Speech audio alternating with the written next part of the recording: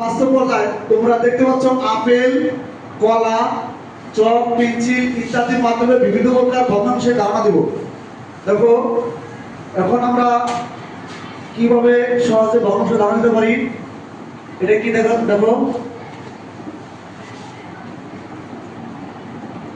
দেখো চিত্রে কি দেখা যাচ্ছে, দেখো তো মোট কয়টা দাগ আছে, দেখা কয়টা আছে? তিনটি। তিন থেকে আমার রং করা হয়েছে কত?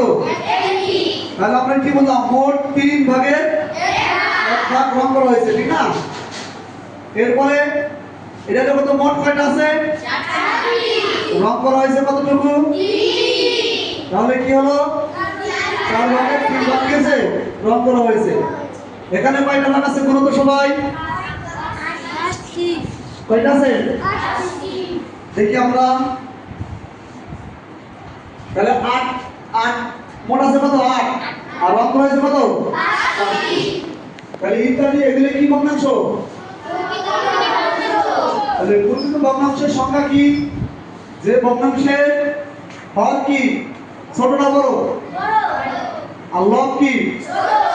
দেখো আমরা দেখতে পাচ্ছি হর কি বড়, তাহলে যে ভগ্নাংশের হর বড়, লব কি সেই ভগ্নাংশকে কি বলে?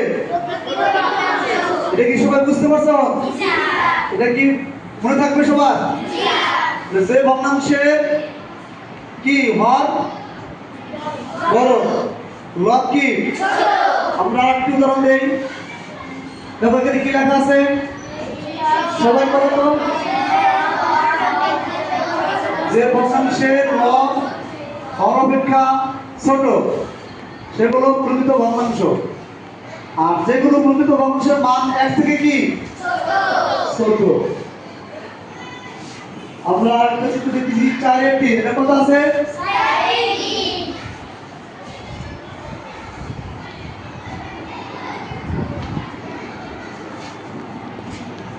এই উদাহরণগুলো দেখছো, এখন কি বুঝতে পারছো এগুলো কি ভগ্নাংশের উদাহরণ?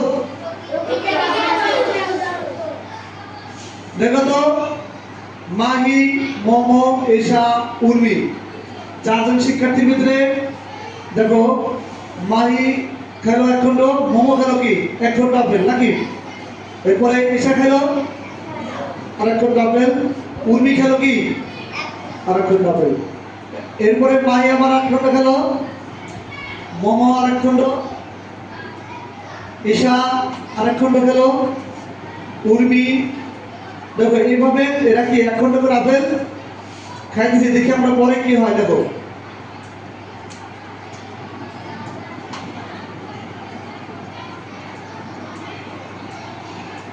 এবার আমরা কি পেলাম, মোট আপেল কয় খন্ড? আপেল ছিল কয়টা? 4টে ছিল আপেল, ঠিক না? সেখান থেকে আমরা ওই যে একটা একটা পেয়েছি না, দেখো সবগুলোই কিন্তু সমান ভাবে হয়েছে না? এর হর কি ছোট না বড়?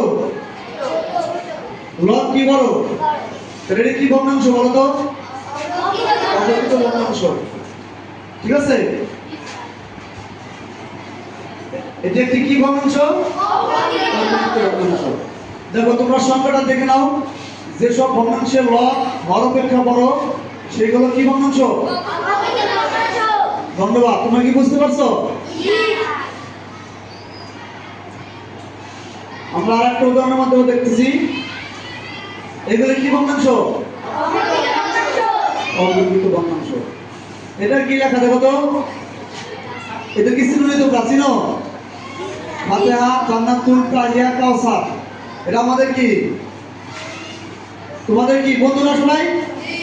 দেখি ফাতিহা দেখো একটা আপেল খেলো, জান্নাতুল একটা খেলো, তাহিয়া একটা খেলো এবং কাউসার একটা খেলো নাকি। এরপরে আগের মধ্যে আবার আমরা কি করতেছি, জান্নাতুল দিচ্ছি ভাগ করে একটা আপেল, তাহলে মোট আপেল ছিল কটা? 5টা। হ্যাঁ, তাহলে আমরা এক এক এক একটা করে প্রথম দিছি কত করে? এরপরে 4 ভাগে এক ভাগ খাইছি। এই ভগ্নাংশগুলি কি বলতো সবাই? মিশ্র ভগ্নাংশ। মিশ্র ভগ্নাংশে কি থাকে? একটা পূর্ণ সংখ্যা থাকে, একটা কি সংখ্যা থাকে? পূর্ণ সংখ্যার সাথে কি ভগ্নাংশ থাকে? প্রকৃত ভগ্নাংশ নাকি। দেখি বুঝতে প্রকৃত ভগ্নাংশ বুঝছো? এই তো এটা সংখ্যাটা বলো, যেসব ভগ্নাংশে পূর্ণ সংখ্যার সাথে প্রকৃত ভগ্নাংশ যুক্ত থাকে সেগুলো মিশ্র ভগ্নাংশ। মিশ্র ভগ্নাংশের পূর্ণাংশকে কি বলা হয়? সমস্ত বলা হয়।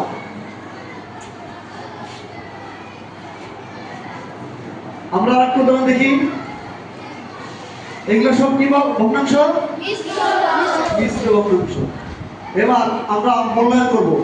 দেখো তো, ফাতিহা দাঁড়াও তো, ফাতিহা দাঁড়াও, তুমি দাঁড়াও। এখানে আমার 3টি থেকে 2টি নম্বর হয়েছে, ঠিক না? তাহলে এটা কি ভগ্নাংশ বলো তো? প্রকৃত ভগ্নাংশ। গুড, দাও। এরপরে কাউসার দাও, তুমি বলো তো এটা কি ভগ্নাংশ? মিশ্র ভগ্নাংশ। গুড, মিশ্র ভগ্নাংশ। তারপরে তানভীর দাঁড়াও তো, তানভীর দাঁড়াও। সবাই হাতলে দাও, তুমি হাতলে দাও সবাই। এটা কি ভগ্নাংশ বলো দাও? তারপরে তোমরা সবাই বুঝতে পারছো যে ভগ্নাংশগুলো বুঝতে পারছো সবাই। সবাইকে ধন্যবাদ। দেখো আমরা উত্তর লিখতে নেই, সবগুলো কি মিশে। এবার আমরা একটা কাজ দিব তোমাদের। এই কাজটা তোমরা পাশে থেকে করে নিয়ে আসবে, পারবে না? চিত্রের সাহায্যে প্রকাশ করো। চিত্র তোমাদের দেখাইছি না? গত বছর বৃত্তি পরীক্ষায় কিন্তু তোমাদের একটা চিত্র আসলো কি ভগ্নাংশ। তাই তোমরা সেভাবে এই যে ভগ্নাংশগুলো আছে না, তোমরা বাসা থেকে করে আসবো। সবাই খাতায় লেখো। চিত্রের সাহায্যে দল এক, আমাদের দল এক হচ্ছে কাউসারের এই দল হচ্ছে দল এক, ফাঁকারের দল হচ্ছে 2, আর এই দল হচ্ছে কি 3।